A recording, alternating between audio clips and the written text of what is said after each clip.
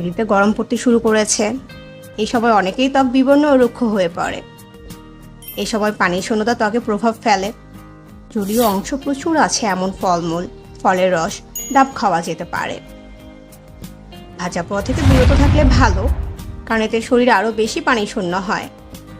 তৈলাক্ত খাবার না খেয়ে বরং ত্বক সতেজ রাখতে পারে এরকম সেদ্ধ খাবার, ভিটামিন এ এবং ভিটামিন ই সমৃদ্ধ খাবার যেমন গাজর, টমেটো, ব্রোকলি খাওয়া যেতে পারে, তবে অনেকটা উপকার পাওয়া যাবে।